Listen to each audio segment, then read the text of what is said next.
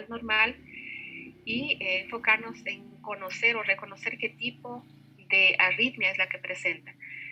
Tomamos en cuenta de que una clasificación grande son las supraventriculares y las ventriculares. Iniciaremos revisando las supraventriculares, entonces, y dentro de este grupo pues hay algunas, ¿no? Básicamente vamos a hacer mucho hincapié en 3 arritmias supraventriculares por la frecuencia con la que se presentan en emergencias, y entonces en este caso otro resultado de aprendizaje es diferenciar estas arritmias supraventriculares electrocardiográficamente, por supuesto que clínicamente, sí, aunque el electrocardiograma es el que nos va a ayudar un poco más a diferenciar si se trata de una u otra arritmia supraventricular. Vamos a iniciar entonces con los contenidos teóricos. Voy a pedirle al grupo de exposición que empecemos, ¿no? Para poder avanzar con la exposición, para no atrasarnos con esta parte y la parte electrocardiográfica, pues avanzaremos hasta donde haya como, ¿no? Para luego tengo que abandonar la clase. Entonces, iniciemos con las arritmias. Vamos a iniciar pues en orden, ¿no? Con las alteraciones del seno, luego auriculoventriculares, las supraventriculares como tal. Entonces voy a dar paso a los expositores para que inicie. Buenas tardes, doctora. Tal vez me escucha ahí. Sí, muy bien. Se lo escucha bien. Ya. Bueno, buenas tardes, doctora. Buenas tardes, compañeros. El día de hoy vamos a hacer la exposición sobre las arritmias, trastornos del nódulo sinoauricular, enfocándonos en las manifestaciones clínicas y también los tratamientos. Hablando de las manifestaciones clínicas de la enfermedad nodal sinoauricular, debemos comentar que la disfunción del nódulo sinoauricular puede ser asintomática y manifestarse solo en una anomalía electrocardiográfica. Ya sea como una bradicardia sinusal, también puede ser un paro sinusal y bloqueo de salida, o también como puede ser una taquicardia supraventricular, también tomando en cuenta la fibrilación auricular y bradicardia.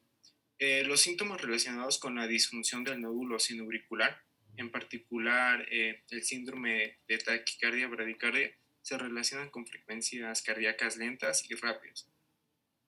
La taquicardia puede acompañarse a su vez de lo que son las palpitaciones, la angina de pecho e insuficiencia cardíaca, y la bradicardia acompañándose de hipotensión, síncope, presíncope, fatiga y debilidad.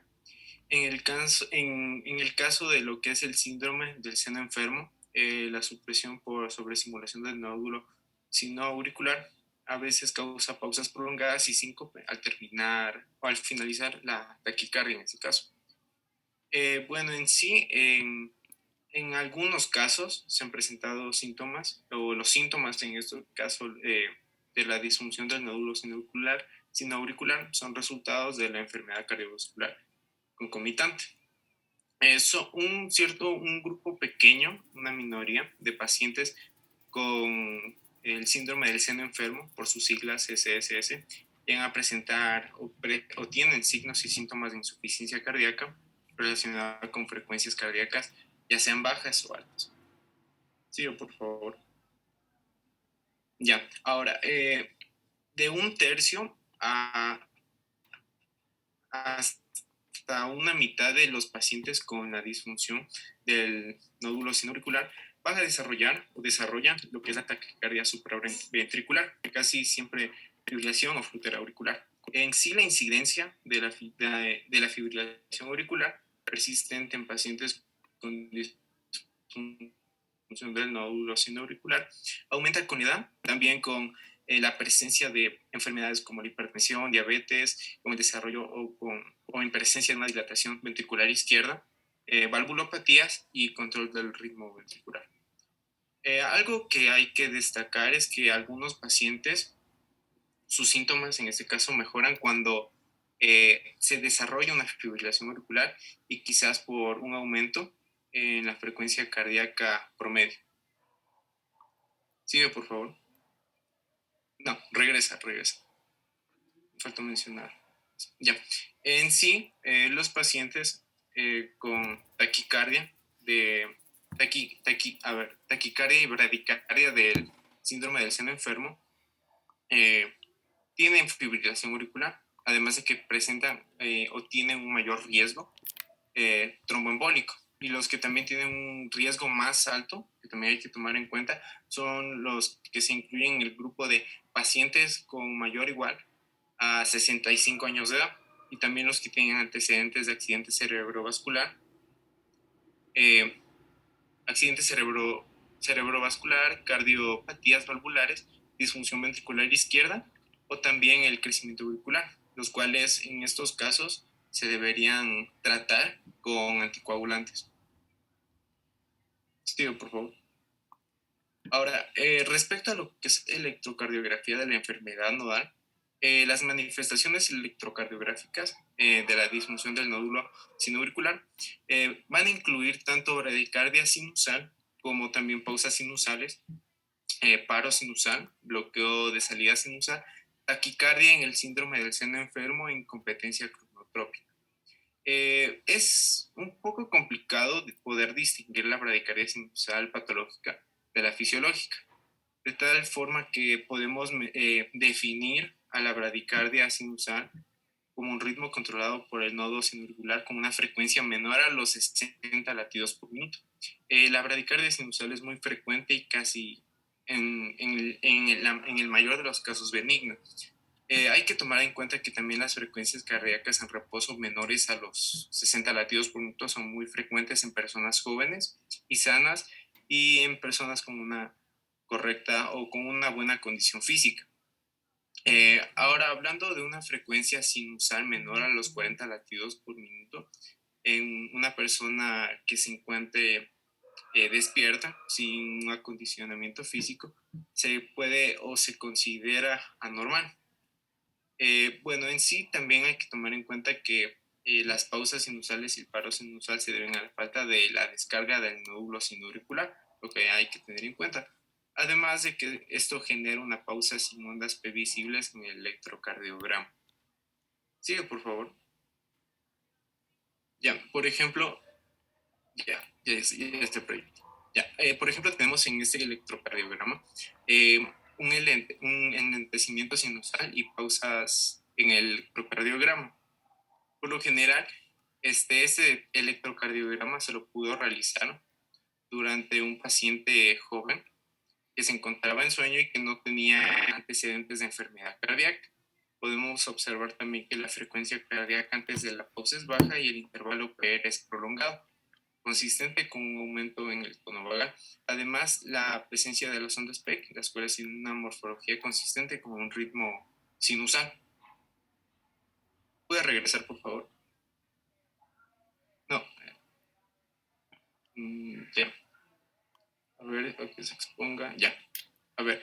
Ya, entonces, como mencionaba, que en sí las pausas sinusales y el paro sinusal se deben a la falta de la descarga del nódulo sinoauricular, lo que genera unas pausas sin una onda previsible. Ahora, la falla intermitente en la condición del nódulo sinoauricular produce un bloqueo de salida nodal. En sí, la gravedad varía de manera similar a la del bloqueo auriculoventricular. Hay que tomar en cuenta también que la prolongación de la conducción desde el nódulo sinusal no es evidente en el electrocardiograma. En el bloqueo sinoauricular de segundo grado hay conducción intermitente del nódulo sinoauricular y a su vez el ritmo auricular regularmente se vuelve irregular. El bloqueo, sigue por favor a la siguiente diapositiva. La siguiente. Ya, gracias. El bloqueo sinoauricular de segundo grado tipo 1 se debe en sí a la prolongación progresiva de la conducción del nódulo sinoauricular con falta intermitente de los impulsos originados en el nódulo sinusal hacia el tejido auricular circundante en sí. El bloqueo sinoauricular en este caso el de segundo grado, se ve en el electrocardiograma como una ausencia intermitente de ondas P. El bloqueo sinoauricular de segundo grado tipo 2, en este no hay un cambio en la conducción nodal sinoauricular antes de la pausa. Y en el bloqueo sinoauricular completo, o también considerado de tercer grado, hay ausencia, en sí no hay ondas P visibles a nivel de lo que es el electrocardiograma. Sigue, por favor. Sigue, por favor, el siguiente. Ya. Respecto al síndrome de taquicardia, bradicardia, a su vez se va a manifestar como bradicardia sinusal alternada con taquiarritmias auriculares. Puede haber taquicardia auricular, flúter auricular y fibrilación auricular, mencionando que en esta última es la taquicardia más frecuente. Además de que hay que tomar a consideración que la incompetencia cronotrópica es considerada o es la incapacidad en sí para aumentar la frecuencia cardíaca como respuesta adecuada al ejercicio u a otra forma de estrés. Retrocede por favor un momento. Ya, aquí podemos ver un bloqueo de salida nodal sinoauricular MOVITS tipo 2.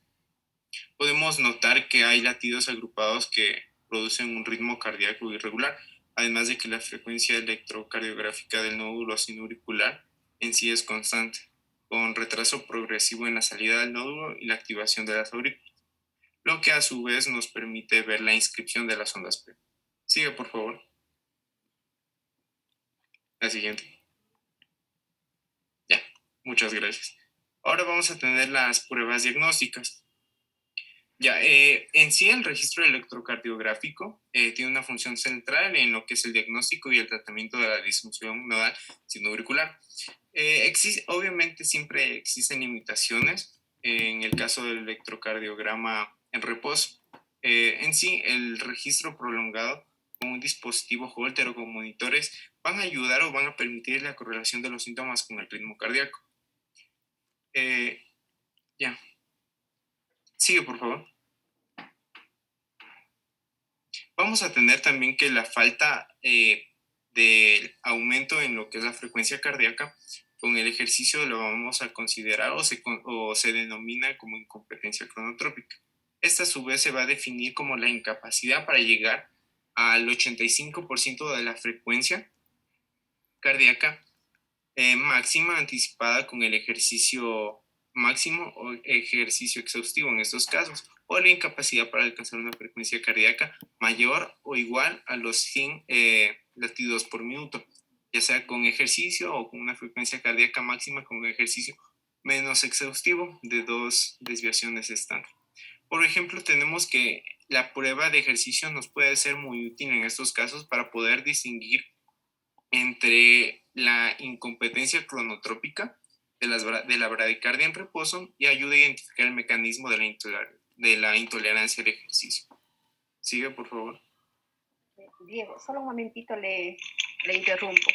Para hacer un poco más interactiva esta parte de arritmia, que es importante que quede comprendido y que lo vayamos diferenciando entre los diferentes tipos, voy a pedirles que en el chat puedan ustedes exponer sus preguntas, ¿no? Para sean contestadas por sus compañeros o por mi persona, pero poder ir un poco vislumbrando algunas condiciones o algunos mecanismos fisiopatológicos que a lo mejor no se entendieron muy bien, ¿sí? Entonces, vamos a hacer esa participación y yo también voy a empezar a hacer preguntas en el chat para ir un poco, por un lado, interactuando y vislumbrando, despejando algunas dudas que se vayan presentando, ¿sí? Entonces, está libre el chat para que ustedes puedan hacer las preguntas, las pueden contestando yo o sus compañeros, y si no, nosotros.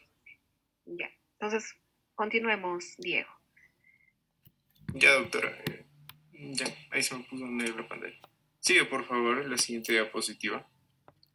Ya, ahora tenemos lo que son las pruebas del sistema nervioso autónomo, las cuales a su vez nos permiten o nos ayudan a poder diagnosticar la hipersensibilidad al seno carotídeo. Las pausas que tengan o sean mayores a los 3 segundos en esos casos son compatibles con el diagnóstico, además de que pueden encontrarse en ancianos asintomáticos, por ejemplo.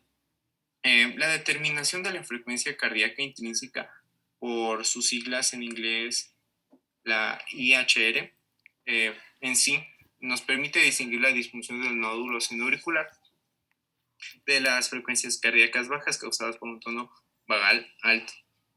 En sí, la frecuencia cardíaca intrínseca normal después de administrar una dosis de 0.2 miligramos sobre kilo de propanolol y 0.04 miligramos sobre kilo de atropina es de 117.2 menos 0.53 por la edad del paciente en latidos por minuto.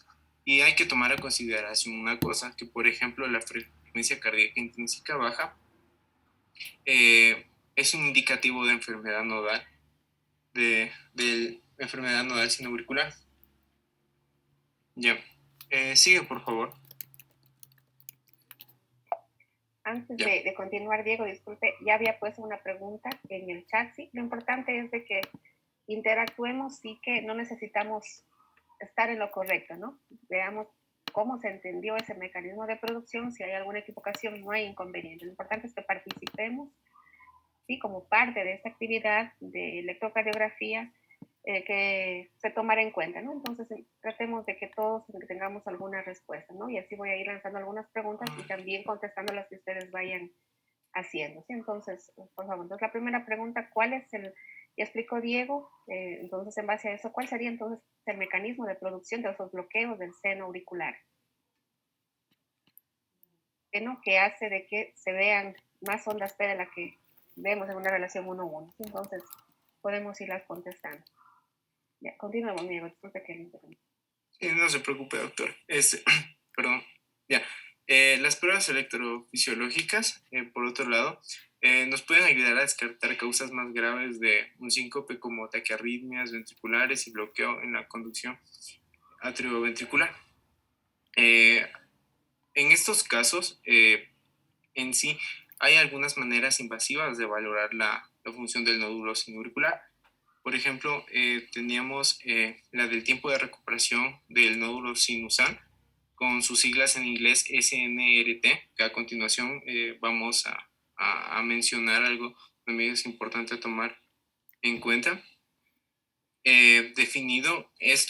Definiéndolo como lo que es la pausa más larga después del CCD sobre estimulación eléctrica en la aurícula derecha, a nivel o cerca de lo que es el nódulo sinauricular.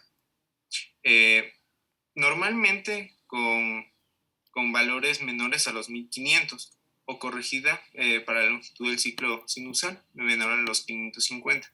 Y también vamos a tener lo que es el tiempo de conducción sinoauricular por sus siglas SACT, S-A-C-T, que en sí definido como la mitad en sí de la diferencia entre la longitud del ciclo sinusal intrínseco y una pausa no compensatoria después de un estímulo auricular prematuro con valores normales menores a los 125 milisegundos. Algo que yo mencioné anteriormente son estas siglas. ¿Por qué? Porque, o en sí, lo que significa cada una, porque es importante tomar en cuenta que la combinación del tiempo de recuperación del nódulo sinusal anormal más lo que sería también el tiempo de conducción sinoauricular y una frecuencia cardíaca intrínseca baja, nos hace pensar, nos señala que es un indicador sensible y específico de enfermedad intrínseca del nódulo sinoauricular. Sigue, por favor. Ya. Ahora, en base a lo que son los tratamientos en el caso de la disfunción del nódulo sinoauricular, hay que tomar en cuenta algunas cosas, que el objetivo del tratamiento en sí es aliviar los síntomas en estos casos. Entonces, para la disfunción del nódulo sinoauricular, vamos a tener a consideración los beta bloqueadores y los antagonistas del conducto de calcio, los cuales van a aumentar también lo que es el tiempo de recuperación del nódulo sinusal en personas con la disfunción del nódulo sinusal y los antiarrítmicos con acción de clase 1 y 3, los cuales pueden también inducir a bloqueo de salida del nódulo sinusal. También vamos a tener algunos medicamentos que pueden mejorar la función en sí, la función nodal, los cuales tenemos en la tabla como los digitálicos que acortan, que llegan a cortar también lo que es el tiempo de recuperación del nódulo sinusal en pacientes también con disfunción del nódulo sinusal.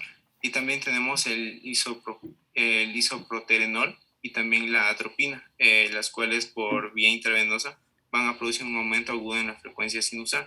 También vamos a tomar a consideración la teofilina, la cual también se ha usado en forma aguda y crónica para poder así aumentar o elevar lo que es la frecuencia cardíaca.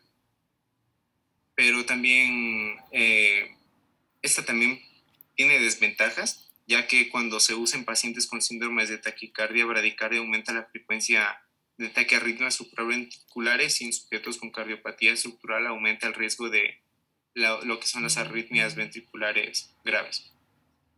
Sigue, por favor.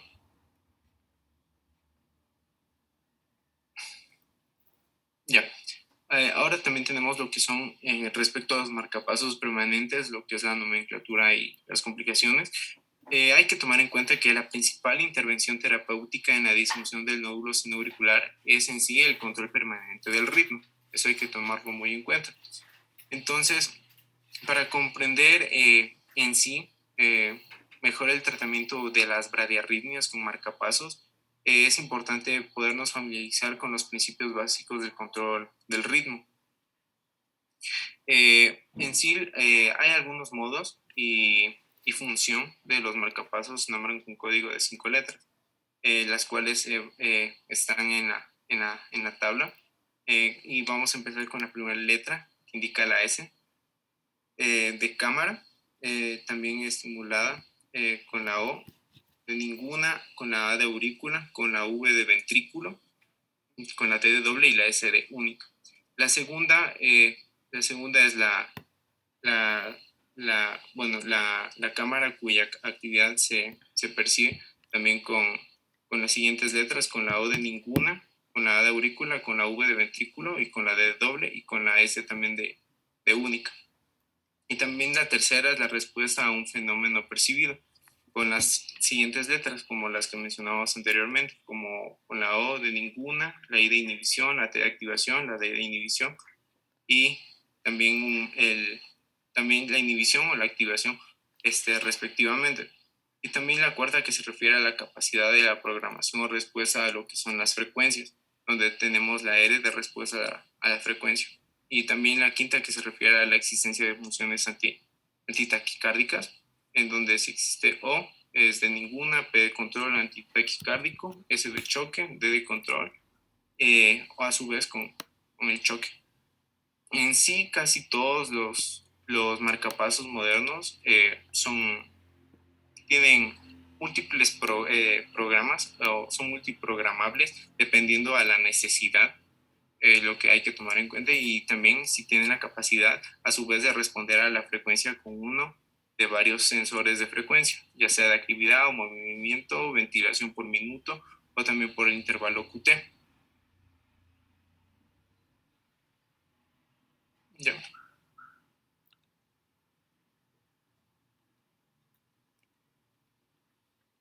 Ya, bueno, vamos a utilizar ahora aquí lo que son los marcapasos y como sabemos los marcapasos van a tener ciertas complicaciones. Por ejemplo, como sabemos, en los adultos los marcapasos permanentes se implantan mediante el acceso al corazón por el sistema venoso. Entonces, algunas complicaciones agudas raras que vamos a encontrar en estos pacientes puede ser infección, hematoma, neumotórax, una perforación cardíaca, estimulación diafragmática o torrente miofrénico y un desplazamiento del electrodo. Ya, entre las limitaciones del tratamiento crónico con marcapasos vamos a tener lo que son las infecciones, la erosión, tal vez un fallo, lo que es un fallo del electrodo, alteraciones derivadas de la programación y bueno, en sí esto.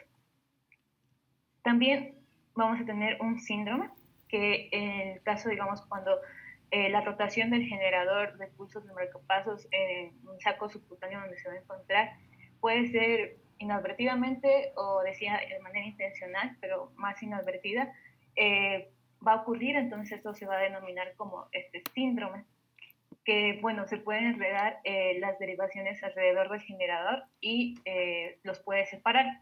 Entonces van a tener una falla en la percepción y en el control del ritmo cardíaco. Sin embargo, hay algo, se podría decir como que una debilidad, que era el principio de lo que son estos marcapasos, ya que el tamaño pequeño y el peso ligero de estos hacía como generaba una complicación en los pacientes, y también el uso de electrodos transvenosos. Bueno, sobre el marcapaso sin electrodo, en cambio, ya con la tecnología, pues llegó que era para pacientes con indicaciones para control de ritmo de una sola cámara ventricular, por lo general ventrículo derecho. Y bueno, las complicaciones del control crónico del ritmo cardíaco también se deben a alteraciones en la sincronía aurículo-ventricular o la sincronía mecánica ventricular.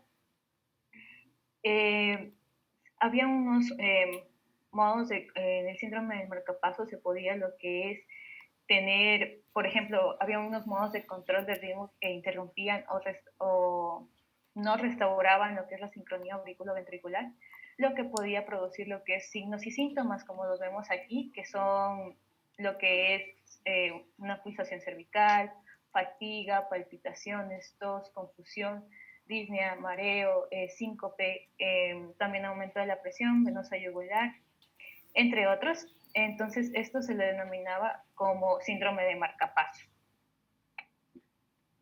Y bueno, aquí puse una imagen de lo que es un marcapasos actual. Y bueno, para poner un marcapasos habían unos lineamientos cuando había una disfunción del nódulo sinoauricular, y se denominaban en clase 1 y en clase 2A, en clase 2B y en clase 3, en los cuales se los debía poner a los pacientes de acuerdo a en la que se encontraban. Por ejemplo, en la fibrilación auricular con bradicardia y pausa mayor a 5 segundos se ponía en la clase 1, en la clase 1. Y por ejemplo, en la disfunción del nódulo sinoauricular con frecuencia cardíaca menor a 40 latidos por minuto se ponía en la clase 2A. En la clase 2B, en cambio, se ponían lo que son pacientes con síntomas leves y, bueno, que estén con una frecuencia cardíaca que sea menor a 40 latidos por minuto. Y en la clase 3, en cambio, era una disfunción del nódulo sinoauricular.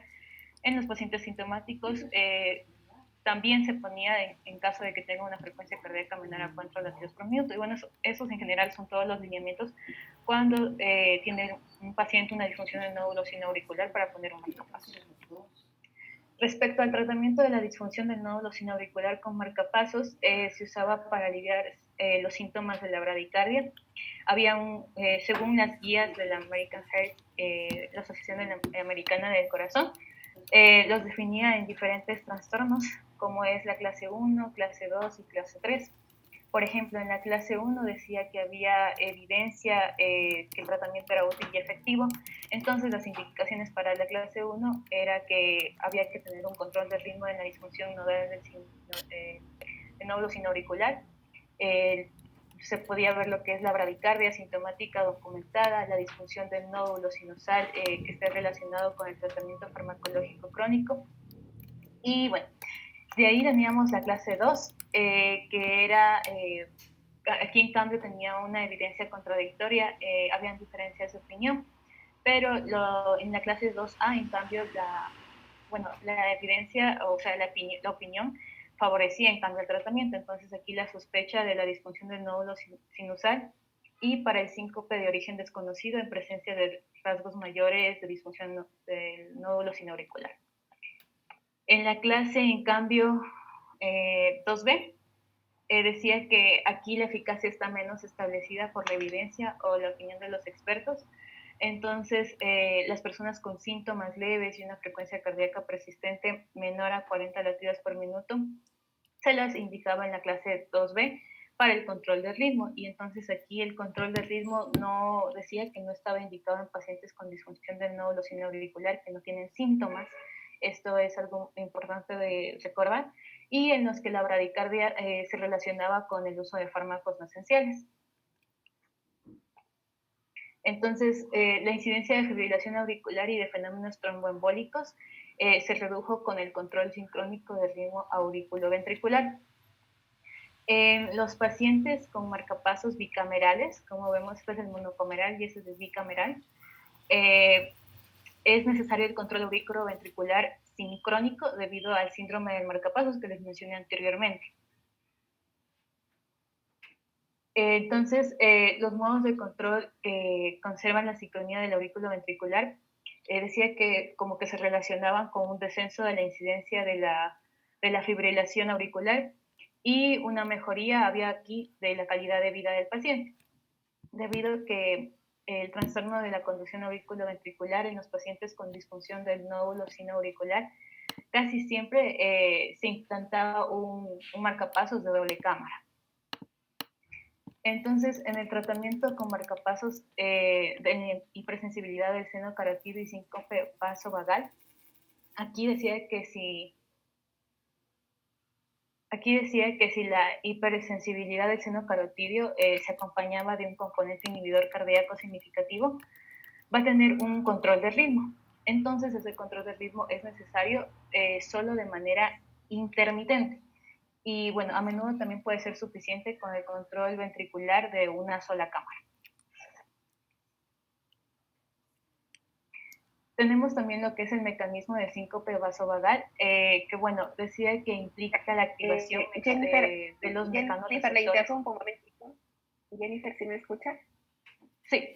Le interrumpo un momentito. ¿Sí? Por favor, si me ayuda dejando de compartir un momentito, solamente por aclarar lo que se relaciona con la pausa sinusal y los bloqueos, antes de continuarse, para que no se nos vaya quedando esa parte, ¿no? Electrocardiográfica. Entonces, bueno, yo les había hecho algunas preguntas en el chat, como por ejemplo, ¿qué es lo que sucede en los bloqueos sinusales, perdón? Porque también tenemos auriculoventriculares. Entonces voy a compartir un momentito unas diapositivas. No me voy a demorar mucho en esto porque ya lo explicaron, simplemente es por un poquito que quede más claro, ¿no? En cuanto incluso a la etiología y el tratamiento. Sí, es importante conocer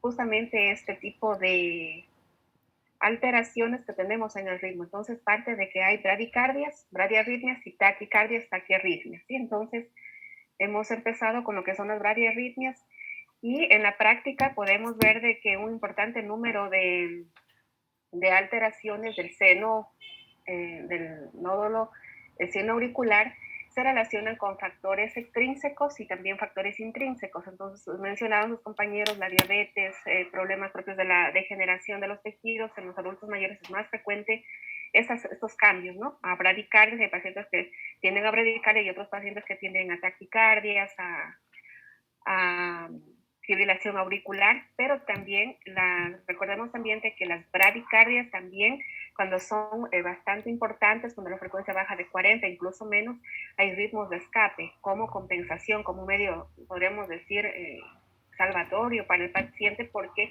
se generan nuevos latidos que permiten conservar esa frecuencia a pesar de que haya bloqueo. Entonces hay diferentes manifestaciones, compañero mencionó algunos, ¿no? La enfermedad del seno relacionada con la parada sinusal y los bloqueos, ¿no? En realidad, dentro de las arritmias son menos frecuentes que otro tipo de arritmias como la FA, la fibrilación auricular, porque esta que forma parte de las taquicardias supraventriculares es mucho más frecuente. Sin embargo, hay pacientes, al menos los pacientes diabéticos y los pacientitos que van avanzando en años, que pueden encontrar alteraciones, se pueden encontrar alteraciones en el seno. Y esto va a verse reflejado en el electrocardiograma por diferentes manifestaciones que debemos empezar a reconocerlas, ¿no?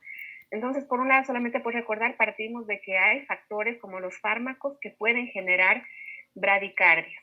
Cuando hablamos de bradicardias, empezamos hablando de un grupo grande de arritmias y luego dentro de esas, pues sabemos de que hay las bradicardias que pueden depender del seno o también del seno auricular, o también pueden depender del nódulo auriculoventricular, ¿sí? Entonces, en este caso estamos hablando solamente las que afectan al seno auricular. Entonces, frecuencias menores de 60 causadas por un aumento del tono vagal por medicamentos, principalmente los beta bloqueantes, los calcio antagonistas.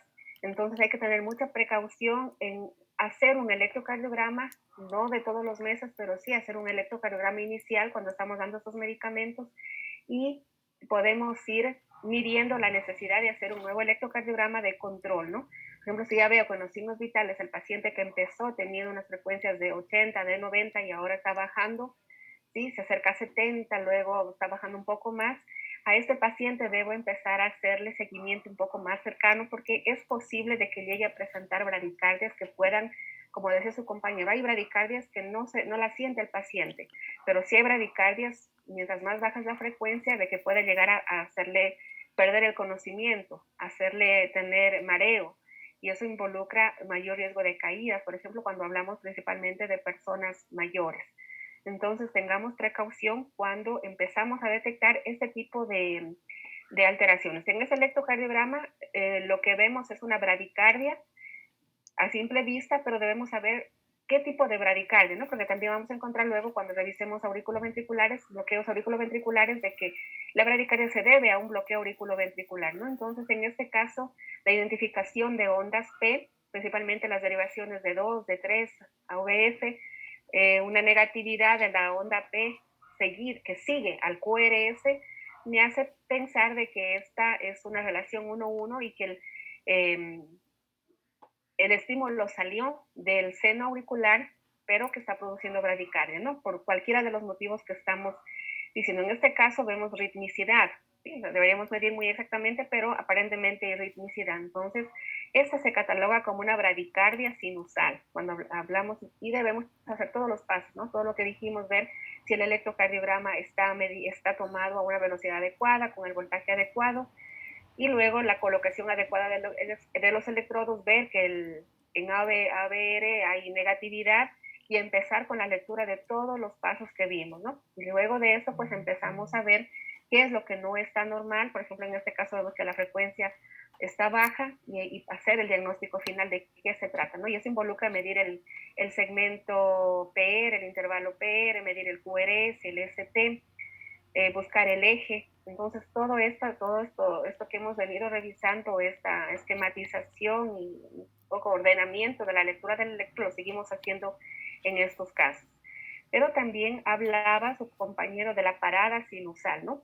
¿Qué significa eso? En el electrocardiograma lo que vemos es una pausa, ¿no? Entonces, aquí vemos, por ejemplo, siempre vamos a hablar en estos casos de bradicardias sinusales del intervalo PP, por ejemplo, ¿no? Que nos está diciendo cuál es la frecuencia auricular, ¿no? Porque cuando medimos RR, estamos midiendo la frecuencia ventricular.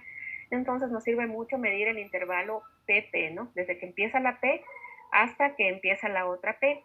Y eso lo deberíamos ver regularmente en todas las derivaciones. Pero en este caso vemos de que hay una P, QRST, y luego hay un espacio grande y luego una P, ¿no? Esta ausencia de onda P me hace pensar de que hay una pausa sinusal, es decir, se retrasó la generación de un nuevo estímulo, no se hizo despolarización. Esto podría ser transitorio o podría ser mantenido, y eso sostenido en el tiempo. Entonces, esto me indica pues de que no hubo una generación de un estímulo que nació del nódulo sinoauricular y que luego, lógicamente, tiene que pasar al ventrículo. Pero también su compañero hablaba de los bloqueos, ¿no? Entonces, cuando decimos, y esto es más que nada porque la misma clasificación o muy similar vamos a encontrar en los bloqueos auriculoventriculares, que son los que siempre revisamos, ¿no?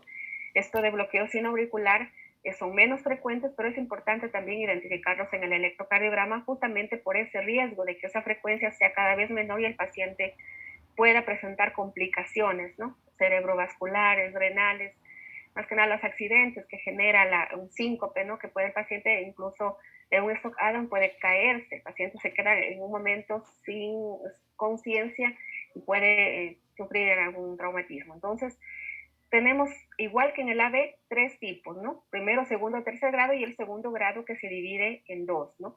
En 2 clases. Entonces, ¿a qué se refiere en general, no? Y lo que ustedes, los que pudieron contestar, lo que contestaron en el chat, sí, lo que dijeron, sí, hay una despolarización, pero por algún motivo se retrasa o no se presenta ese seguimiento de esa despolarización que empezó en el nódulo sinusal hacia el resto de las aurículas, y esto genera ausencias Por ejemplo, en algunos casos de onda P, en otros casos va a generar acortamientos de los intervalos entre esta generación de estímulos, y en algunos casos es imperceptible. Es decir, es posible que no lo revisemos porque es tan sutil el cambio, la distancia entre la P y el QRS, que no es evidente, ¿no? Entonces aquí hablamos de grados, tu compañero decía el primer grado, que realmente es asintomático, ¿no? Como es muy poca la diferencia en el retraso de la conducción del estímulo que nace en el nodo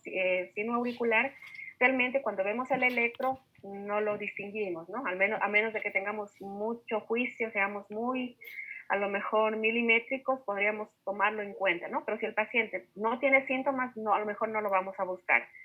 ¿Sí? En el segundo grado, como son dos clases, pues una va a depender de diferencias principalmente en el espacio que hay entre el P y QRS. Vamos a ver un ejemplo. ¿Y qué significa? De que hay despolarizaciones que sí se diseminan, podríamos decirlo así, a las dos aurículas, y en el tercer grado, que realmente ya no hay ese paso, ¿no? Hay una ausencia de generación de estímulos en el nódulo sinoauricular, y esto se verá en ocasiones o en la mayoría de casos reflejado en ritmos de escape.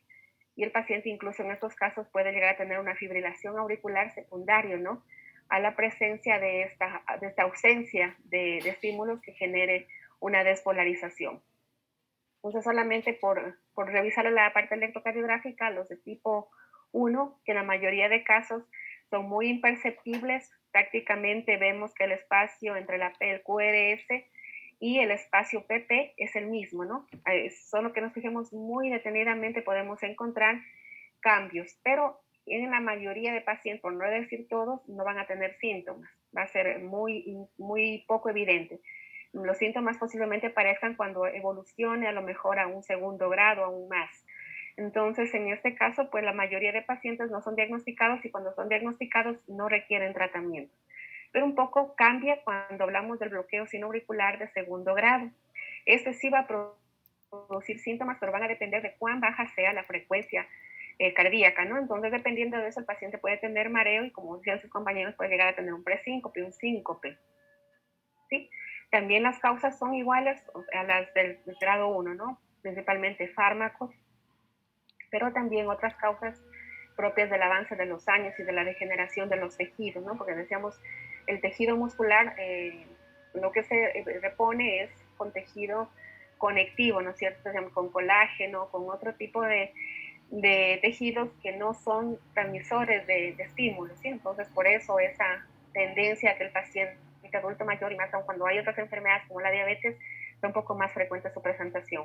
En este caso dijimos, se generan estímulos, pero no todos esos estímulos pueden llegar a las dos aurículas. Entonces habrá momentos en que no haya podemos decir, expansión de esa despolarización hacia las aurículas, y también pues lógicamente va a haber problemas para que luego pasen a los ventrículos. En este caso, dos tipos, ¿no? Entonces el tipo 1 o Weckenbach, pues no sé, es similar, ¿no? La clasificación, los estímulos disminuyen la velocidad de conducción a través de la unión. Entonces, ¿qué es lo que vamos a ver en el electrocardiograma? Ondas P sinusales con ciclos progresivamente más cortos, que luego se siguen de una pausa. Vamos a ver si tengo por aquí un ejemplo.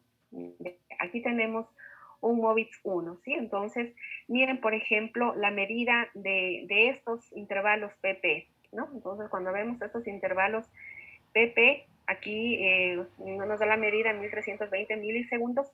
Luego aparece una medición entre el inicio de esta P con inicio de esta onda P un poco más bajo, es decir, se van acortando, que no podemos pasar por alto si no nos sentamos realmente a medir con una regla este intervalo, hasta que finalmente se alarga, ¿no?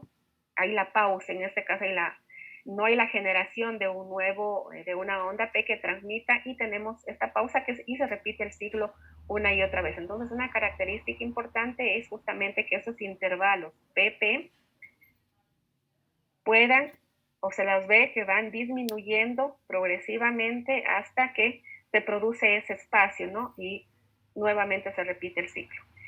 Y bueno, aquí algunos tipos, ¿no? Hay la relación 5-1, por ejemplo, aquí tenemos 4 latidos, ¿no? Y el espacio, ¿no? Entonces, esta sería una relación, como ponerle el nombre completo a la arritmia, ¿no? Entonces, este es un bloqueo sinoauricular de segundo grado, y en este caso, si lo vamos midiendo, ¿sí? Entonces, va disminuyendo el espacio entre ondas P y ondas P hasta que se alarga. Entonces, aquí decimos relación de 5-4, ¿no? Porque son 4 los latidos y luego un quinto que ya está separado de esos 4. Y así, la relación 4-3, la relación 3-2. Y finalmente vamos a ver un ejemplo de segundo grado. En este caso, la diferencia, sí, es de que no hay esa disminución de los espacios PP, ¿no? Entonces es muy similar a este caso, ¿no? Entonces, los intervalos PP, como vemos aquí, son iguales, ¿no? No van disminuyendo como en el tipo 1, sino que se mantienen, pero de repente hay una pausa. Aquí donde vemos este espacio, esta línea azul, debería estar la siguiente onda P, pero no la hay, y se genera un nuevo latido, pero mucho más alejado, ¿no? Entonces, esa sería la diferencia con el tipo 2. ¿Qué es lo que nos toca aquí? Medir, por ejemplo, el PR para descartar que se trate, por ejemplo, de un bloqueo auriculoventricular, que es son los bloqueos que más conocemos, ¿no? Pero ya sabemos también ahora de que hay bloqueos sino-auriculares que también pueden provocar unos síntomas muy similares a un bloqueo auriculoventricular, porque generan baja frecuencia, tomando en cuenta de que el riesgo de que se presenten ritmos de escape y el paciente pueda presentar, como decían sus compañeros, embolias, tromboembolias, ¿no? Entonces, ese es uno de los motivos de que tener mucha precaución, más que nada, repito, cuando estamos dando beta bloqueantes o calcio antagonistas, no de hidropiridínicos en el adulto mayor, que tiene más riesgo de presentar este tipo de respuestas de bradicarias. Pero no olvidemos también de que una causa extrínseca, podríamos decir, de una disminución de la frecuencia cardíaca son los infartos, ¿no? Principalmente de cara inferior, por supuesto dependiendo si es una irrigación que la tiene el 80% de las personas o no, pero un infarto de miocardio de cara inferior, ¿sí? Tomando en cuenta de que hay una rama de la coronaria derecha que va a irrigar al nodo sinusal, es posible que se acompañe también de bradicardia. Entonces, en este caso de bradicardias, a veces muy marcadas, ¿no? Menos de 40, incluso se hace necesario como medida paliativa, provisional, el uso de medicamentos como la atropina, ¿no? Como ustedes ponían en el chat, ¿no? La atropina es uno de los medicamentos que se pueden utilizar para mejorar la frecuencia cardíaca. Por supuesto de que no necesitamos llevar en estos casos al paciente a una frecuencia normal, ¿no? El hecho de que salga de esa zona de riesgo, de esas bradicardias extremas, por ejemplo, si está en 30, 35, que llegue a 45, estamos bien, ya no necesitamos a lo mejor exigir más, ¿no? Por los riesgos que presenta el aumentar la frecuencia, el trabajo cardíaco en estos casos. Muy bien, no sé tal vez si hay alguna pregunta.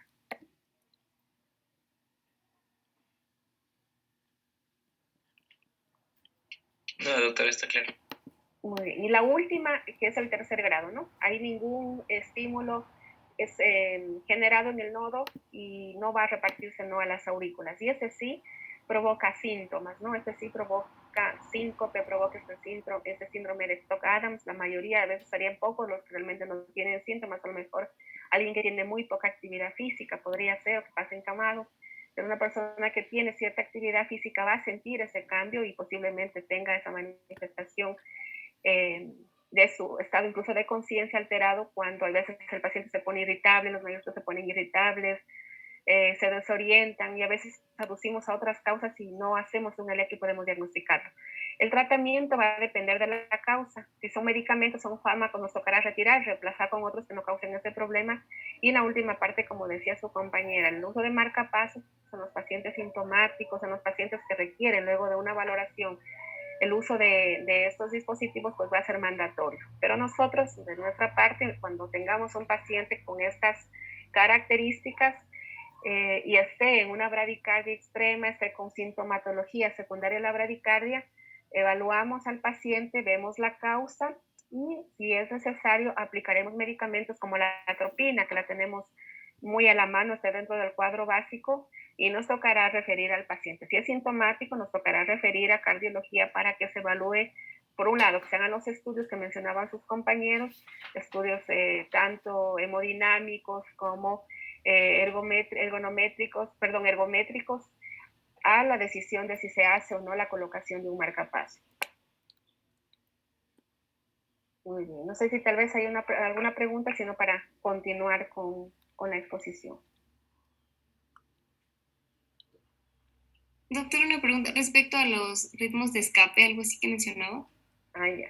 Especialmente en el segundo grado, creo, me parece que los mencionó. Sí. Sí, mientras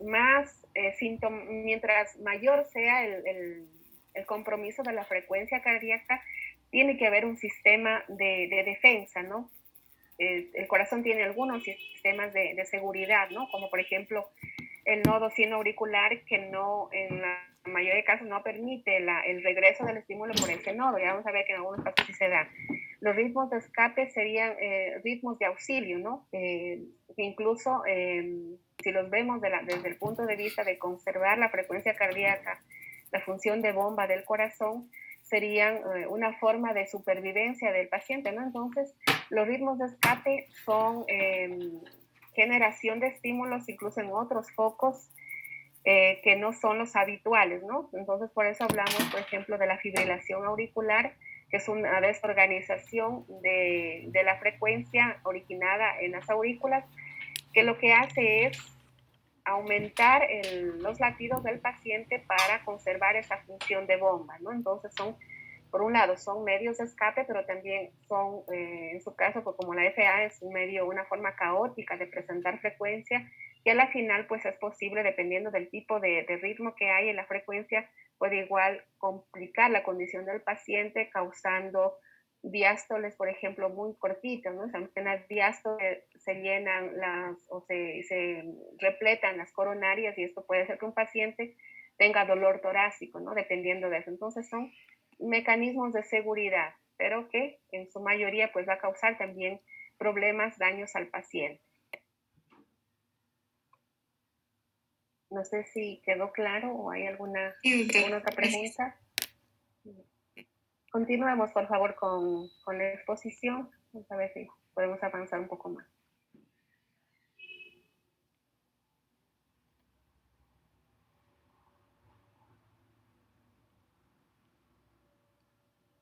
Ya. Bueno, continuando con lo que es el mecanismo del síncope vasovagal. Bueno, decía que en general el mecanismo no se comprendía bien, pero que en sí implicaba lo que era la activación de los mecanorreceptores cardíacos, y esto va a tener una consecuente activación de los centros neurales, y que median la activación vagal y la eliminación del tono del sistema nervioso simpático. Decía también que, bueno, se habían realizado estudios en pacientes que habían tenido este síncope vasovagal, pero resistente a ciertos fármacos, y algunos decían que tenían un descenso en la frecuencia y prolongación del tiempo hasta el síncope recurrente en los pacientes que tenían un control del ritmo. Bueno, ahora sobre las barrerarritmas y los trastornos del nódulo auriculoventricular. Pues bueno, la bradicardia a veces, bueno, aparece cuando se ve comprometida la conducción a través del nódulo auriculoventricular, con lo cual la frecuencia ventricular se enlentece y puede aparecer lo que son síntomas como fatiga y síncope, y también puede llegar hasta la muerte. Y ya, bueno, aquí había un bloqueo transitorio de la conducción auriculoventricular. Decía que esto es frecuente en jóvenes, que se dan al menos el 10% de los adultos jóvenes, y que es muy raro, lo que sí, en los adultos sanos, la insuficiencia de la conducción auriculoventricular adquirida y persistente. Sin embargo, lo que es en caso de isquemia del miocardio, envejecimiento y fibrosis o cardiopatías por infiltración, es más frecuente lo que es un bloqueo auriculoventricular persistente. Ya, bueno, había una en lo que es la hipertonía vagal. Decía que la hipertonía vagal durante el sueño o se podía dar durante el sueño o también en personas que tengan, o sea, que en esta forma, que estén en forma, y puede asociarse en este caso a todos los grados de lo que es el bloqueo auriculoventricular. Y decía que también la hipersensibilidad del seno carotidio, el síncope vasovagal y los síncopes oxígeno y miccional pueden depender de la identificación del nódulo sinoauricular y del bloqueo de conducción auriculoventricular. También podían haber unas anomalías metabólicas y endocrinas transitorias y también algunos ciertos fármacos que podían ocasionar este bloqueo reversible en la conducción auriculoventricular. Bueno, decía también que algunos trastornos autoinmunitarios e infiltrantes, por ejemplo, el lupus eritematoso sistémico, la artritis reumatoide, la enfermedad mixta del tejido conjuntivo, esclerodermia, amiloidosis, que podría ser tanto la primaria como la secundaria, sarcoidosis y la hemocromatosis, pues podían ocasionar lo que es un bloqueo de la conducción auriculoventricular. Y algunos tipos de cáncer decía que también podían alterar, en cambio, la conducción auriculoventricular. A la vez, el envejecimiento se acompañaba de ciertos cambios degenerativos en la parte más alta del tabique interventricular, también del cuerpo fibroso central, los anillos aórticos, mitrales, y bueno, esto en sí se denominaba como una esclerosis del esqueleto cardíaco izquierdo. Y bueno, este proceso comenzaba de manera característica, más o menos, por ejemplo, más o menos por los 40 años, así, de vida. Y la aterosclerosis, la hipertensión y también la diabetes mellitus podían acelerar esta esclerosis del esqueleto cardíaco izquierdo.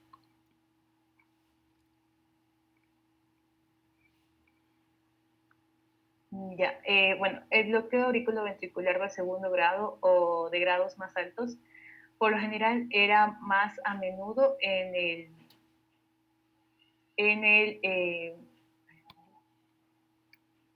era más a menudo en el infarto agudo del miocardio inferior que en el anterior. Sin embargo, esto decía que el nivel de bloqueo del infarto del miocardio inferior tendía a situarse lo que es en el nódulo auriculoventricular. Y bueno, también decía que en cambio, a diferencia de había el infarto de miocardio anterior agudo. En cambio se asociaba con un bloqueo del complejo nodal auriculoventricular distal, del haz de His y un bloqueo de rama, y también en cambio podía ocasionar lo que son unos ritmos de escape inestable, de complejo ancho, y también llegaba a un pronóstico, en este caso, de mortalidad. Sobre los métodos diagnósticos, en cambio, decía que había una valoración del bloqueo auriculoventricular. Se hacía, aunque el paciente no tenga, o sea, más cuando no tenía síntomas. Entonces, aquí se usaba lo que son las maniobras vagales, el masaje del seno carotidio, el ejercicio, la administración de fármacos, como por ejemplo lo que es la atropina, el isopreterenol, y que bueno, esto podía aportar información que ayude al diagnóstico de sí. Y bueno, aquí también había, con la estimulación vagal y el masaje del seno carotidio, estos en cambio identificaban lo que es la conducción en el nódulo auriculoventricular. La atropina, el isopreterenol, el ejercicio, en cambio, estos tres mejoraban la conducción del nódulo auriculoventricular y alteraban la conducción infranodal. En las personas, en cambio, con bloqueos cardíacos congénitos, decía que tenían un complejo QRS estrecho, que era característico cuando hacían ejercicio, esto que hacían que la frecuencia cardíaca aumentara. Entonces, bueno, las personas con este bloqueo adquirido tenían un QRS ancho, bueno, no reaccionaban también al ejercicio. Decía que no reaccionaban al hacer ejercicio, ya que no se aceleraba la frecuencia cardíaca en el caso del adquirido. En el caso del congénito, en cambio, sí. Ya, sobre bueno, los métodos electrofisiológicos podían estar indicados en personas con síncope o sospecha de bloqueo auriculoventricular de alto grado. Aquí se tenía información más precisa sobre el sitio de bloqueo de conducción auriculoventricular. También se podían hacer estudios respecto a la conducción auriculoventricular en situaciones cuando esté provocado por fármacos, por ejercicio. También el registro de este electrograma de las de His se hacía con un catéter colocado en el borde superior del anillo de la válvula tricúspide y aportaba información, información para la conducción en todos los niveles para el eje de conducción auriculoventricular. Ya, entonces, decía que también el intervalo que es, este intervalo decía que era un lapso que medía desde la deflexión más rápida del electrograma auricular en el haz de His hasta el electrograma del His. Entonces este intervalo representaba lo que es una conducción a través del nódulo auriculoventricular y normalmente era menor a 130 milisegundos. Y bueno, el tiempo que medía del electrocardiograma His a la aparición de lo que es más temprano un QRS en el electrocardiograma de superficie, el intervalo, significaba el tiempo de conducción a través del sistema de His, a través del sistema His-Purkinje, y normalmente este valor en cambio decía que era menor o igual a 55 milisegundos.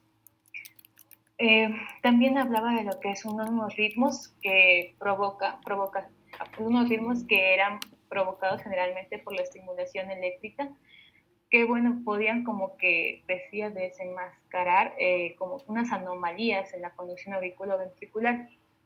Y a estas anomalías había una respuesta, que era la respuesta normal, sería un bloqueo auriculoventricular de segundo grado, como lo mencionó la doctora, MOVIX 1 sería en este caso. Y aquí habrían lo que son longitudes breves del ciclo auricular estimulado.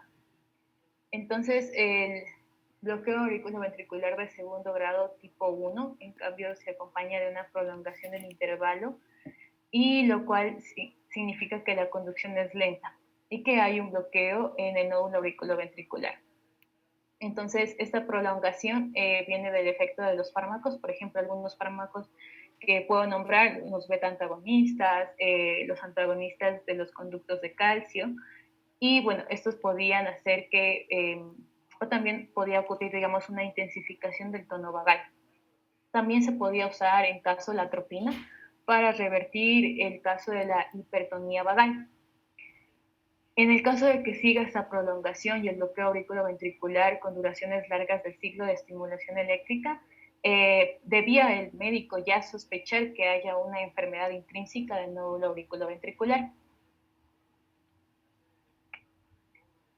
Y el bloqueo del segundo grado de tipo 2 es infranodal, el bloqueo por debajo del nódulo con prolongación, y el electrocardiograma del haz de His no tenía activación ventricular, decía que esto era anormal. Entonces, un dato que nos daba el electrocardiograma del haz de His, después de cada electrocardiograma auricular, decía que había un bloqueo que se encuentra en la porción distal del sistema de conducción. Y había una prolongación de la conducción a través del sistema de His-Purkinje, que daba mayor riesgo de evolución en grados más altos de bloqueo, y por lo tanto era como que común indicar ya a los pacientes, ya en este caso, ya usar lo que es un marcapasos. Entonces, cada vez que aumentaba el riesgo, cada vez aumentaba en los pacientes un riesgo en el caso de que tenga una prolongación del intervalo, por ejemplo, de mayor a 100 milisegundos. Entonces decía que había por lo general, Anualmente había los pacientes un 10% que tenían un bloqueo auriculoventricular completo, y por ello es que a todos estos pacientes que tenían este bloqueo, pues ya se les decía que tenían que usar marcapasos.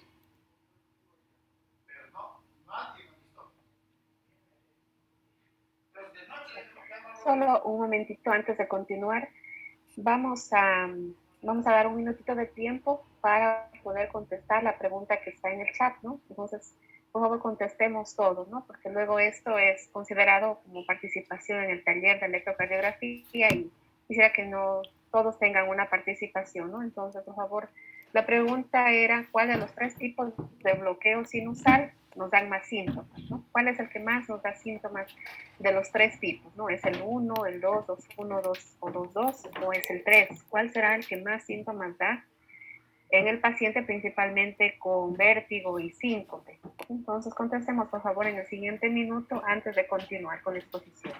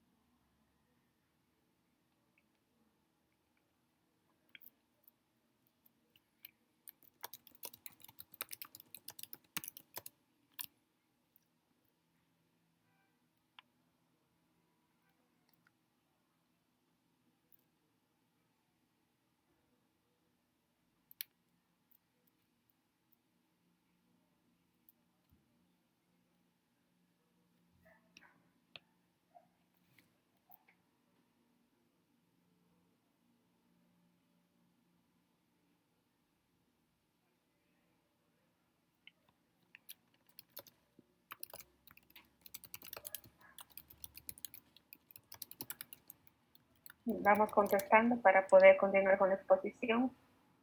Y recordemos que esto es una participación, ¿no? En el taller de electrocardiografía es la evidencia, ¿no? Que se va a quedar para poder luego tomarla en cuenta.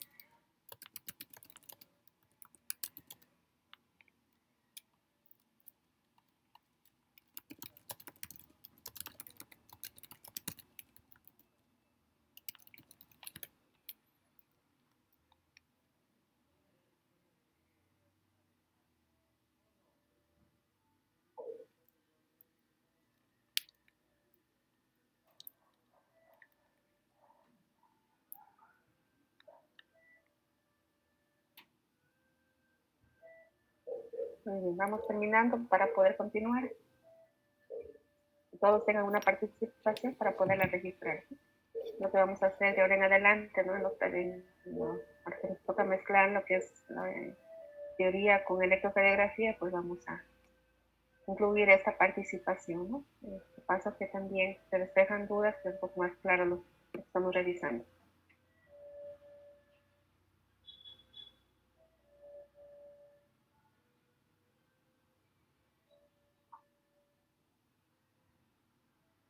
Muy bien, entonces por el tiempo vamos a continuar con la exposición, pero ustedes pueden seguir contestando a las personas que falten, ¿no? De tal manera que quede registrada que todos tienen una participación, ¿no?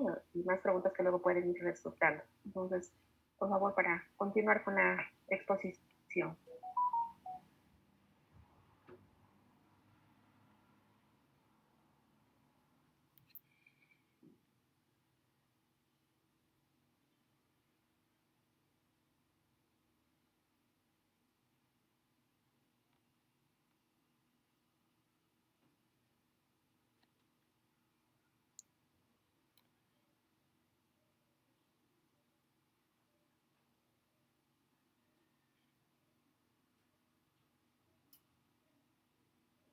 Podemos continuar, ¿sí? Por favor, o no sé si hasta ahí prepararon.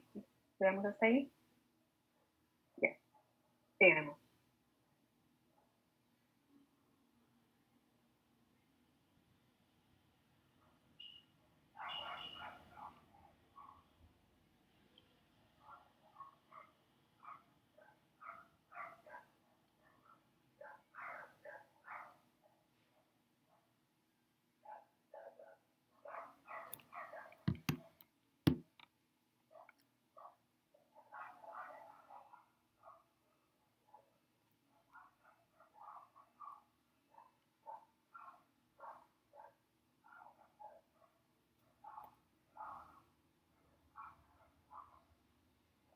Con el micrófono apagado. Entonces,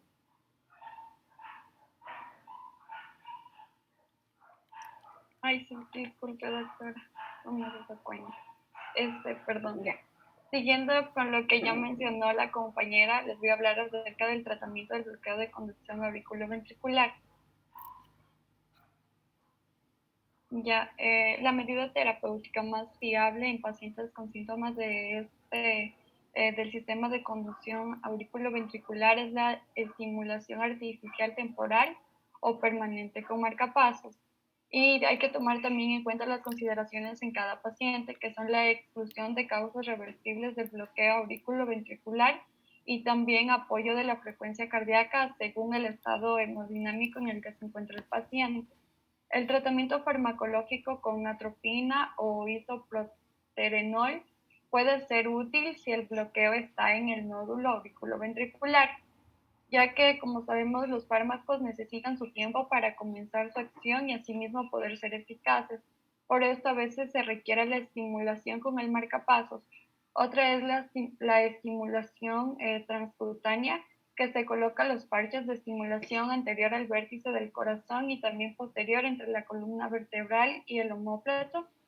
Es eficaz en la fase aguda, pero se frena su duración por las molestias del paciente e ineficacia a largo plazo para el ventrículo por los cambios de resistencia de los electrodos. Y por último está la estimulación transvenosa, cuando el paciente necesita algunos minutos más de apoyo de marcapasos.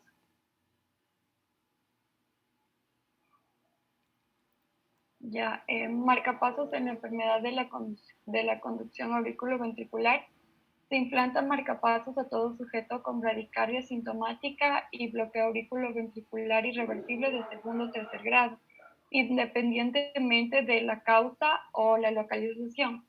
La estimulación externa con bloqueo auriculoventricular asintomático debe individualizarse y debe considerarse la aplicación de estimulación eléctrica externa en pacientes con bloqueo cardíaco completo adquirido, en casos de cardiomegalia, la disfunción ventricular izquierda y una frecuencia cardíaca al despertar menor o igual a 40 latidos por minuto.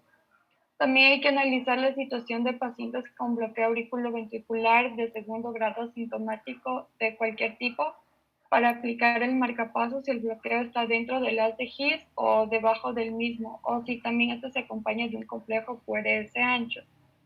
La estimulación eléctrica puede estar indicada en sujetos asintomáticos en circunstancias especiales, en aquellos con bloqueo auriculoventricular profundo de primer grado o disfunción ventricular izquierda, en el cual un intervalo auriculoventricular se encuentra breve, genera mejoría hemodinámica. Y en formas menos graves de retraso de la conducción está en pacientes con enfermedades neuromusculares, especialmente por el sistema de conducción. Y por último, el síndrome de Kearns-Sayre. Siguiente, por favor.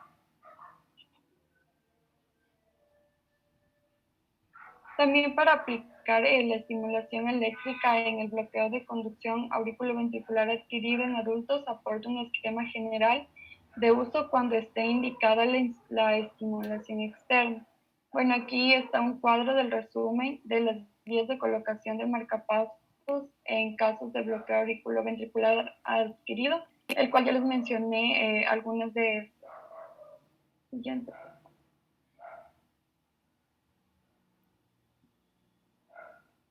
Ya, la electroestimulación con marcapasos para tratar el infarto del miocardio. El bloqueo auriculoventricular en el infarto de miocardio agudo suele ser transitorio, sobre todo en el infarto inferior. Está indicado la estimulación externa con marcapasos en casos de infarto de miocardio agudo, bloqueo auriculoventricular persistente de segundo o tercer grado, especialmente que sea sintomático, y también el bloqueo auriculoventricular transitorio de segundo o tercer grado con bloqueo de rama. La estimulación eléctrica no está indicada en el bloqueo auriculoventricular transitorio en el caso de que no exista retraso de la conducción intraventricular y bloqueos fasciculares que aparecen en el infarto de miocardio agudo. La siguiente, por favor.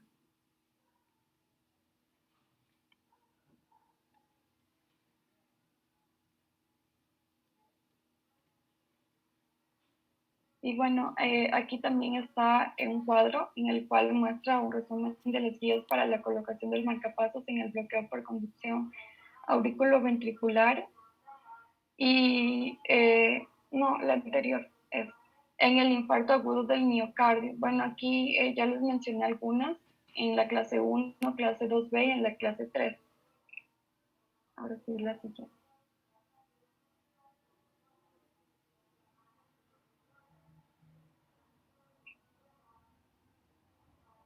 La electroestimulación con marcapasos como tratamiento del bloqueo bifascicular y trifascicular. Bueno, dentro de la clase 1 se encuentra el bloqueo auriculoventricular de tercer grado intermitente, asimismo de segundo grado de tipo 2 y también el bloqueo de rama alternante. En la clase 2A se encuentra el síncope, que no se ha demostrado que se daba un bloqueo auriculoventricular cuando se han descartado otras causas posibles. También está el hallazgo casual en un estudio electrofisiológico de un intervalo HV notablemente prolongado en pacientes asintomáticos. Bueno, este intervalo menciona que es el tiempo que tarda el estímulo en llegar desde la activación del haz de Higgs medida en un catéter hasta la primera activación ventricular, medida a nivel del electrocardiograma de superficie. Y por último, el hallazgo causal en un estudio electrofisiológico de bloqueo inducido por marcapasos por debajo del haz de Higgs, que no sea fisiológico. En la clase 2B tenemos las enfermedades neuromusculares y en la clase 2 está el bloqueo fascicular sin bloqueo auriculoventricular sin síntomas y también el bloqueo auriculoventricular de primer grado, igual sin síntomas. Y por último, la selección de la modalidad del marcapasos. La modalidad de estimulación con marcapasos que conserve la sincronía auriculoventricular aminora las complicaciones de esta técnica, conocidas como síndrome de marcapasos y taquicardia. Esta por lo general es válida en pacientes jóvenes. La disponibilidad de sistemas de electroestimulación miniaturizados sin electrodos puede ser apropiada para pacientes con indicaciones de electroestimulación ventricular de una sola cavidad, como fibrilación auricular o bloqueo de la conducción auriculoventricular. En pacientes con ritmo sinusal y bloqueo auriculoventricular, el incremento pequeño del riesgo con la implantación de un marcapasos de dos cavidades puede evitar las posibles complicaciones de la estimulación en lo que es una sola cavidad.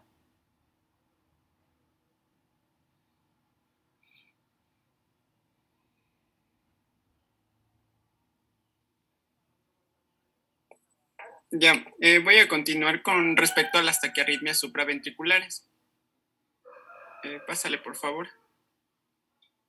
Ya, con respecto a las generalidades, bueno, las taquiarritmias supraventriculares se van a originar o van a depender de la conducción a través de la aurícula o el nódulo auriculoventricular hacia los ventrículos.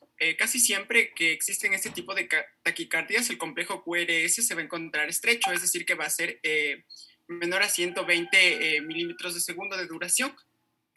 Un dato característico que es muy importante en la activación ventricular es el bloqueo que va a existir en la conducción de las ramas. Es decir, puede existir un bloqueo a nivel de la rama izquierda o derecha del haz de His o de la activación de los ventrículos a partir de la vía accesoria que origina un complejo QRS. Es por esto que el QRS en las taquicardias los vamos a encontrar ancho. Aquí puse estos mecanismos. Existen dos mecanismos de taquicardia supraventricular, la fisiológica y la patológica.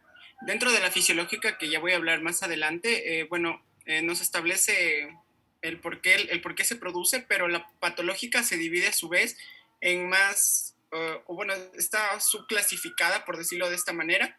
Y bueno, la primera clasificación es por reentrada, que depende de la conducción nodal a auriculoventricular. Otra de los circuitos de reentrada grandes dentro del tejido auricular, por ejemplo, los Flutter. Y la última, que son las taquicardias auriculares focales, que pueden deberse a un automatismo o pequeños circuitos de reentrada. Pásale, por favor. Ya, de igual manera, las taquicardias también pueden ser cortas o denominarse no sostenidas, y también puede ser de larga duración o sostenida, tipo un fármaco para yugularla. Además de esto, me faltó mencionar que es importante que, el tratamiento en sí de estas taquicardias va a depender de la causa subyacente que la produzca, en el caso de las patológicas. Y también existe el término de taquicardia supraventricular paroxística, que se define como las familias de taquicardias que incluyen la reentrada del nódulo auriculoventricular, por medio de la vía accesoria y la taquicardia auricular. Entonces, estas taquicardias supraventriculares paroxísticas van a ser de inicio repentino en el paciente y van, como lo digo, a ser como un tipo de taquicardia de reentrada, y el paciente lo puede tener incluso en horas de dormir. Pásalo, por favor. En cuanto a la sintomatología general de estas taquicardias, es importante considerar que el paciente, el motivo de consulta principal van a ser siempre las palpitaciones. Aunque, como sabemos que no todo es absoluto, pueden existir algunos síntomas que no sean sugestivos de alguna enfermedad cardíaca. Sin embargo, estos pacientes sí suelen llegar la mayoría de veces con palpitaciones, con un dolor torácico, con disnea y con disminución de la capacidad de esfuerzo. También nos mencionaba ciertos síntomas que son ocasionales o raros, que por ejemplo uno de ellos era el síncope. El síncope decía que no se producía en todos los pacientes, sino en ciertos pacientes que ya tenían una patología subyacente. Y es muy raro que en ciertos pacientes estas taquicardias produzcan un paro cardíaco. Pásale, por favor. Ya, entonces, ¿qué es lo que se debe hacer, o la valoración y el cuadro inicial de nuestro paciente? Nos decía que lo principal que debemos hacerle es siempre un electrocardiograma conforme se van instalando los síntomas por ejemplo, el dolor cardíaco, el dolor precordial, la disnea, la limitación del esfuerzo, para conocer qué cambios electrocardiográficos existen al momento que el paciente presenta los síntomas. También nos decía que una de las pruebas más importantes, a veces el electrocardiograma salía en valores normales. Ya voy a explicar más adelante sobre qué hallazgos vamos a encontrar, pero decía que si todo está normal en el electrocardiograma, es decir, no hay cambios, se puede también realizar pruebas de esfuerzo, ya que aquí existen síntomas vinculados con el ejercicio, y la taquiarritmia puede ser por el ejercicio, ¿no? Y bueno, la última que nos manifestaba, que era sobre la arritmia inducida, la cual era para confirmar el mecanismo que producía en sí la arritmia, y también para hacer la ablación del catéter. Mediante catéter, perdón. Pásale, por favor. Ya, ahora, como ya lo manifesté, existen dos tipos de taquiarritmias: la taquiarritmia fisiológica y la patológica. Pásale, por favor. Voy a hablar de cada una de ellas. Ya, en cuanto a la taquiarritmia fisiológica, nos dice que el signo definitorio va a ser siempre un mecanismo sinusal, normalmente desencadenado por el ejercicio, el estrés y enfermedades coexistentes. Por eso nos decía que hay veces que, por ejemplo, el electrocardiograma que le hagamos al paciente que llega con estos motivos de consulta va a ser normal, porque el paciente no tiene patologías de base, puede o no tenerlas, pero cuando es fisiológica no suele tenerlas y no vamos a encontrar ningún cambio. Entonces, la prueba del esfuerzo era importante para nosotros poder catalogarla como una taquiarritmia por esfuerzo. Sin embargo, también existen algunas otras causas que producen esta taquiarritmia fisiológica, como, bueno, la principal que está aquí en el cuadro, que es el ejercicio. Otra que es una enfermedad aguda, aguda con fiebre, infección y dolor, por ejemplo, las neumonías, hipovolemia, anemia, el hipertiroidismo, la insuficiencia pulmonar y ciertos fármacos que estén utilizando los pacientes. Y también el feocromocitoma. Pásale, por favor. Ya. Ahora, en cuanto al diagnóstico, pues nos decía que el diagnóstico de esta taquiarritmia sinusal fisiológica, bueno, lo que vamos a encontrar además del paciente con los síntomas típicos va a ser una frecuencia cardíaca menor a 60 latidos por minuto. Como lo dije, se puede presentar durante las horas del sueño y no está asociado generalmente a patologías subyacentes. Sin embargo, esto no es exclusivo, ya que sí se puede presentar. También es necesario hacer la prueba de esfuerzo para nosotros corroborar que es fisiológica y hacer un electrocardiograma de 12 derivaciones en las cuales van a existir cambios que los voy a mencionar más adelante, que es con las ondas P y el QRS. Ya, en cuanto al tratamiento en sí de esta taquicardia supraventricular fisiológica, no existe un tratamiento como tal para esta, pero hay que corregir la causa desencadenante, es decir, las causas que las mencioné anteriormente, como el hipotiroidismo, el feocromocitoma y el ejercicio. A veces no es necesario corregirlas, ya que sí tienen un cuadro, o sea, tienen una patología de base y a veces es un agravante del cuadro. Pásale, por favor. José, solamente creo que fue algo de tipeo más bien. La frecuencia tiene que ser más de 100, ¿no es cierto? En las taquicardias, estamos hablando de taquicardias supraventriculares, entonces las frecuencias son más altas, ¿no es cierto? Sí, y fisiológicas, sí, no se pudo. Entonces, fisiológicas, sí hay una enfermedad, pero no está en el corazón, ¿no es cierto? Es una respuesta fisiológica del organismo frente a una anemia, por ejemplo, frente al ejercicio, frente a fiebre, por cualquier causa, entonces es una respuesta normal, ¿no es cierto?, del organismo, pero que no radica netamente en el corazón. Continuemos, por favor. Ya, pásale, por favor. Ya, ahora en cuanto a las taquicardias supraventriculares patológicas. Bueno, las dividía en tres, el Harrison las dividía en tres partes, por decirlo así. Las taquicardias que nacen desde la aurícula, las taquicardias de reentrada del nódulo atrioventricular y las taquicardias que transcurren por vías aurículo-ventriculares accesorias. Ya, con respecto a cada una de ellas, bueno, dentro de la clasificación de las taquicardias que nacen de la aurícula, vamos a tener en primer lugar una taquicardia sinusal inapropiada, la cual puede continuar a pesar de que algunos latidos no son conducidos hacia los ventrículos, y lo cual va a denotar que el nodo atrioventricular no participa en el circuito de taquicardia. Ya, con respecto a la taquicardia auricular focal, también esta es común con una onda P. Sí, con una onda P, puede ser también sostenida o no sostenida, había mencionado anteriormente, o también puede ser de instalación paroxística. Entre los sitios de mayor frecuencia en los cuales se produce o tenía su nacimiento, algo así nos mencionaba, va a ser en los anillos valvulares de las aurículas izquierda o derecha, y de las venas pulmonares también, y algunas veces de los músculos del seno coronario y de la vena cava superior. Ahora, con respecto al flúter auricular, el flúter auricular, que también es parte de las taquicardias que nacen de la aurícula, a la vez tenía una subdivisión que era el flúter auricular común y el flúter auricular atípico. Con respecto en sí a una definición del flúter en general, decía que era una reentrada organizada que genera una actividad auricular que, bueno, se sabía observar con ciertas ondas de aleteo en sierra. Y bueno, típicamente tenían cerca de mayor de 200 latidos por minuto. En cuanto al flúter auricular común, nos manifestaba que, bueno, aquí hay una reentrada de auricular derecha paralelo al anillo tricuspideo.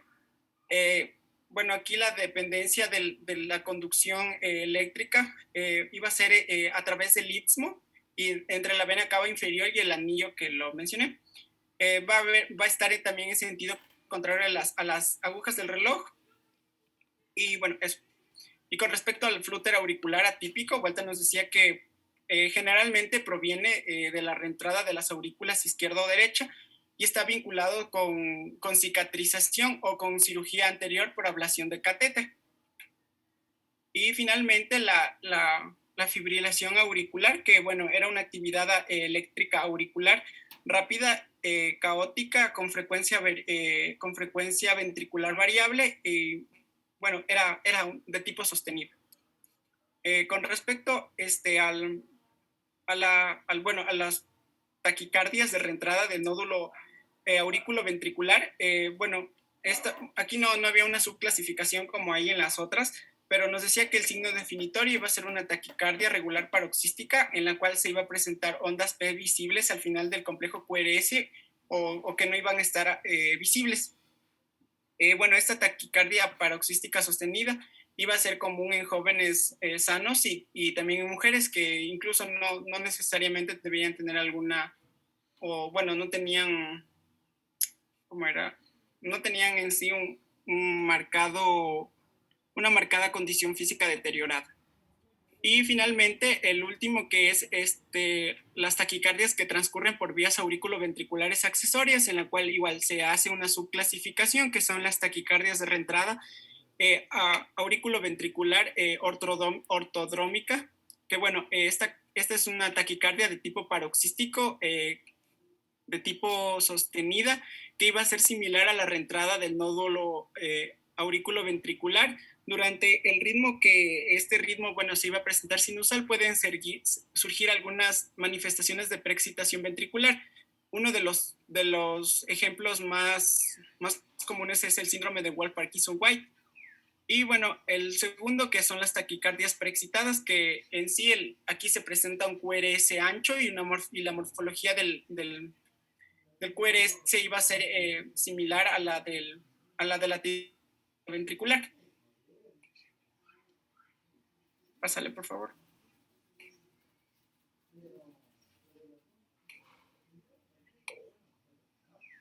Ya, con respecto al diagnóstico y al tratamiento ya para terminar de este tipo de taquicardia que no es fisiológica, es decir, que sí se asocia a patologías ya como tal, vamos a tener que la sintomatología de igual manera es similar a la no fisiológica, pero ya existe una patología de base. Los estudios electrocardiográficos que vamos a solicitar va a ser un electrocardiograma en el cual, bueno, va a ser variable en dependencia de los diferentes subtipos de taquicardias que teníamos. Sin embargo, lo que va a ser significativo es que generalmente no se van a encontrar ondas P o estas van a ser irregulares. El segmento QRS va a ser estrecho, es decir, menor a 10. Vamos a tener un ritmo regular y una frecuencia cardíaca mayor a 150 latidos por minuto hasta 225 aproximadamente, nos decía. Y bueno, el tratamiento se basaba en primer lugar en tratar la patología que está produciendo esta taquiarritmia, pero también nos manifestaba que se pueden utilizar ciertos fármacos como los bloqueadores de canales de calcio, la clonidina, los inhibidores de recaptación de serotonina, ivabradina, que se lo utilizaba en el caso de la insuficiencia cardíaca congestiva, pero manifestaba el libro que también ya se lo utiliza en este tipo de trastornos, y también la ablación del nódulo sinusal.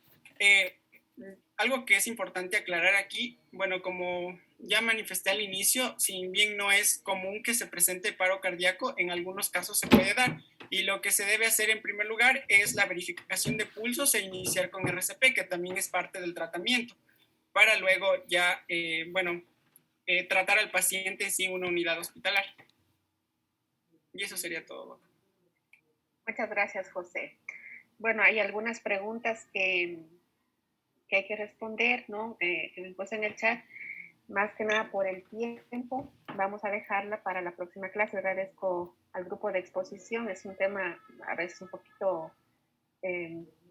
enredado, a veces, pero realmente no es así, ¿no? Yo en la próxima clase voy a, justamente en base a lo que sus compañeros acaban de exponer, pasarme la parte electrocardiográfica que nos falta, ¿no? Y explicaré nuevamente algunas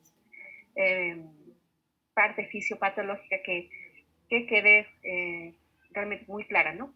Fue muy buena la exposición, pero necesitamos corroborarla ahora con la parte electrocardiográfica que me corresponde a mí. Entonces, vamos a quedar hasta ahí. Vamos a hablar nuevamente de taquicardias supraventriculares, tomando en cuenta que estas son las principales taquicardias que vamos a recibir a nuestros pacientes.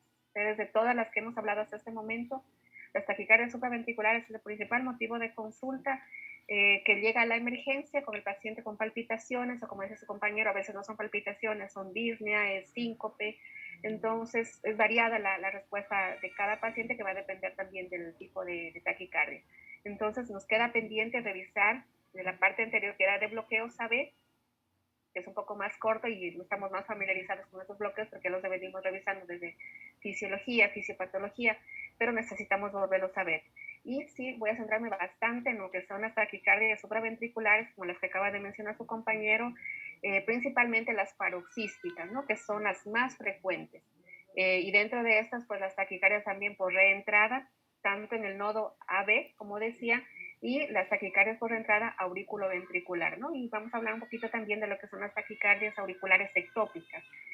¿Por qué? Porque ambas se relacionan con QRS estrecho, son taquicardias supraventriculares de QRS estrecho, pero la diferencia, como ya mencionó José, decía, las ondas P hay que ver dónde están. ¿Están antes del QRS o están después del QRS? Entonces, solamente por adelantarles, la onda P, que está después del QRS o retrógradas, son las que caracterizan a las taquicardias supraventriculares por reentrada. A diferencia de la taquicardia generada por ectopia auricular, que va a estar como normalmente debe estar, antes del QRS, ¿no? Entonces, esto vamos a revisar en la próxima clase. Tengo, como les decía, voy a dejar de grabar. Tengo que entrar en este momento a una reunión del equipo de calidad, entonces pedir disculpas primeramente por terminar esta hora. Por otro lado, pedirle al grupo de exposición de la siguiente clase que prepare su exposición, que vamos a ver si vamos avanzando, ¿no? Porque luego de esas taquicardias que vamos a ir viendo, pues es un grupo de esas que también se relacionan con la próxima exposición. Entonces, bueno, les agradezco por la preparación de la exposición, les agradezco por la asistencia, no sé si hay alguna pregunta. Sí, dígame, Sofía. Sí, es una pregunta del control. Es que en la primera pregunta tenía una doda porque usted ahí nos puso de la incompetencia cronotrópica y no sé, es que habían dos que eran correctas, Doc. Yo en este momento, no hay problema, Sofía, en este momento yo les activo las respuestas y ustedes me hacen acuerdo. La próxima clase empezamos revisando el control, ¿sí? Para ver si hay alguna cosa que hay que arreglar o hay que dar alguna explicación. No hay problema, ¿sí? Les activo el control y luego va. Sí, díganme. La siguiente semana es la parcial. A ver, la siguiente semana, la semana 4, claro, ya tocaría, o 3, no, entonces sería me parece que es la 4. Voy a revisar el plan docente, me parece que era 4, 7 y 9, no estoy segura. Pero yo reviso el plan y yo les mando un anuncio hasta el día de hoy, en la noche, yo les mando el anuncio corroborando esta duda. No estoy muy segura si es en la tercera o la cuarta, me parece que ya nos toca, pero ya les confirmo ahora mismo. Muchas gracias, que pasen bien. Gracias, doctora. Gracias, doctora. Hasta luego. Gracias, doctora.